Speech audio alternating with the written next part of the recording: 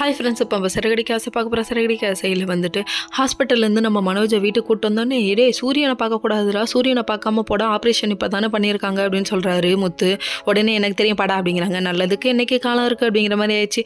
அதுக்கப்புறம் வீட்டுக்குள்ளே கூப்பிட்டு வந்தா மீனா எடு ஆரத்தி அப்படிங்கிறாங்க. வேலைக்காரி ஆடி நீ, நான் என்னை பார்த்தா இப்படி தெரியுது அப்படின்ற மாதிரி இருக்குது.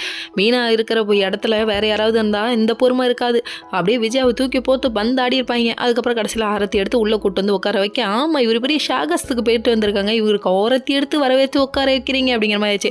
ஏன்டா பார்த்தோன்னே எனக்கு ஃபோன் பண்ணியிருந்தா நான் பார்த்துருப்பேன்ல, நீ தான் நோஞ்சான்னு தெரியுமேடா, ஏன்டா இப்படி செலவு வச்ச அப்படின்னு சொல்லிட்டாங்க.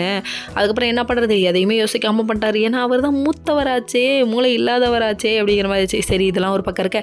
அதுக்கப்புறம் வந்துட்டு எவ்வளோ செலவாயிடுச்சுன்னு கொண்டு வந்து காமிக்க, இதெல்லாம் அமௌண்ட்டு செட்டில் பண்ணணும்னு சொல்ல, நீ இதெல்லாம் இவங்களுக்குலாம் கொடுத்துருக்கேன்னு சொல்லிட்டு நான் எப்பறா நம்பருதுன்னு சொல்லி கேட்க, அதுக்கப்புறம் பின்னாடி ஃபோன் நம்பர் இருக்குது, வேணா இது ஃபோன் பண்ணி கேட்டுக்கோ அப்படின்னு சொல்லிட்டாங்க. நம்ம ஸ்ருதியும் ரவியும் உனக்கு இவ்வளோ தூரம் பண்ணதே பெரிய விஷயம், நீ ஏன்டா இப்படி இருக்க, நீ இப்போ கூட பிறந்தவன்ட்ட போய் இவ்வளோ பேசுகிற அப்படிங்கிற மாதிரி ஆயிடுச்சு. கூட பிறந்தவன்ட்ட நீ எதுக்குடா கணக்கு பார்க்குற, நீ எதுக்குடா அமௌண்ட்டு கேட்குறாங்க. தம்பி நான் என் கை காசு போட்டிருந்தா நான் கேட்க மாட்டேன், நானே கடை வாங்கி கொடுத்துருக்கேன், அப்போ அவங்களுக்குலாம் திரும்ப தரணுமா இல்லையா, நான் எங்கப்பா போவேன், அதனால் கொடுங்கப்பா அப்படின்னு சொல்லிட்டாங்க.